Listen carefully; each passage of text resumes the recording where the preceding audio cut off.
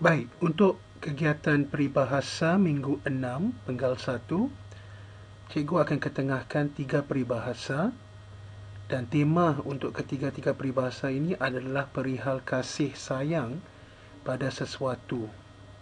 Ya. Peribahasa yang pertama adalah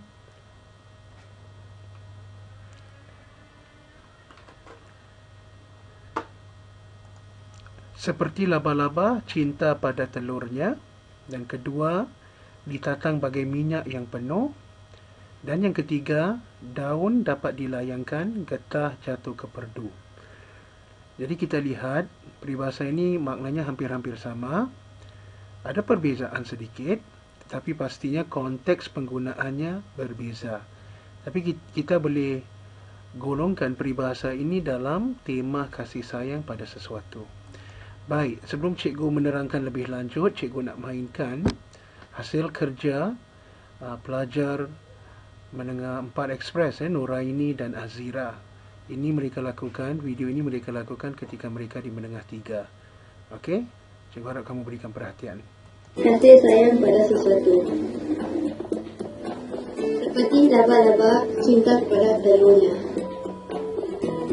Kasih sayang mendalam yang suka dipisahkan. Digunakan dalam konteks hubungan dengan orang atau benda. Ditatang pada minyak yang penuh. Seseorang dijaga dan disayangi dengan baik. Digunakan dalam konteks hubungan dengan orang. Daun dapat dilayangkan, getah jatuh ke perdu juga. Tidak sama kasih kepada anak sendiri dengan kasih kepada anak orang. Digunakan dalam konteks perbezaan kasih sayang anak dan anak orang.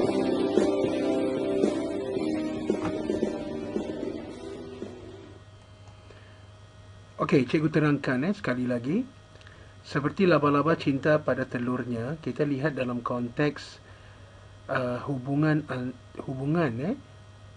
dengan orang ataupun hubungan orang dengan benda. Makna peribahasa ini adalah kasih sayang yang mendalam yang sukar dipisahkan. Jadi cintanya pada seseorang tu begitulah ya, seperti laba-laba cinta pada telur, ataupun cintanya, sayangnya pada sesuatu benda, ya, dapat diibaratkan seperti laba-laba cinta pada telurnya. Jadi konteksnya dengan orang ataupun benda. Jadi hubungan ya antara orang ataupun orang dengan benda. Kemudian kita lihat peribahasa kedua, ditatang bagai minyak yang penuh. Ini merangkumi orang yang dijaga dengan dan disayangi dengan baik. Jadi hubungan dengan orang sahaja, tidak seperti peribahasa yang pertama. Kali ini hubungan peribahasa kedua konteksnya adalah hubungan dengan orang sahaja, tapi dalam konteks yang lebih perinci. Maknanya bukan dengan orang yang sebaya ataupun sesiapa sahaja, tetapi hubungan antara seseorang yang menjaga seseorang yang lain. Maknanya menjaga seorang anak. Jadi diibaratkan hubungannya dengan anaknya, cara dia menjaga anak itu hingga besar bagai ditatang seperti minyak yang penuh. Jadi kita dah dapat lihat perbezaan konteks. Kalau awalnya tadi seperti laba-laba cinta pada telur, cinta seseorang kepada orang yang lain. Tak kira sama ada orang itu anak kecil ataupun orang besar ataupun orang biasa, apa saja. Dan juga hubungan orang itu dengan benda yang disayangi. Tapi ditatang bagi minyak yang penuh, hubungan antara orang dengan orang.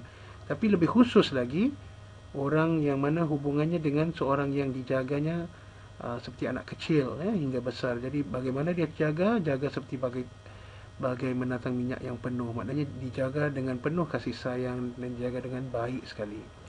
Dan yang terakhir sekali, juga menunjukkan, konteks menunjukkan hubungan dengan orang.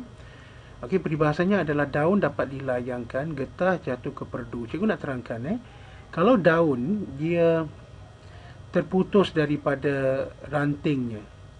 Jadi bila dia jatuh, dia akan ditiup oleh angin dan sebagainya. Jadi bila dia jatuh agak jauh daripada pokok. Okey? Jadi daun ni boleh diibaratkan seperti anak orang. Ya. Kalau getah pula, getah macam latex, kalau dia jatuh, dia ikut tarikan bumi, gravity. Jadi dia akan jatuh dekat dengan batang pokok tu. Jadi maknanya dia lebih dekat dengan batang pokok berbanding dengan daun yang jatuh agak jauh. Jadi getah di sini pula diibaratkan seperti anak sendiri. Jadi makna peribahasa tidak sama kasih kepada anak sendiri dengan kasih kepada anak orang. Jadi kita dapat lihat konteksnya lebih halus lagi. Maknanya ianya mengenai hubungan antara manusia, dan lebih khusus lagi bukan sahaja hubungan dengan anak, tapi anak orang lain. Yang mana hubungan dengan anak tu lebih rapat, lebih baik lagi, lebih dijaga dengan lebih teliti dan disayangi lebih berbanding kalau dia disuruh untuk menjaga anak orang lain. Jadi ini adalah makna dan perbezaan konteks untuk ketiga-tiga peribahasa ini yang dapat kita kumpulkan dalam satu tema, iaitu kasih sayang pada sesuatu. Terima kasih.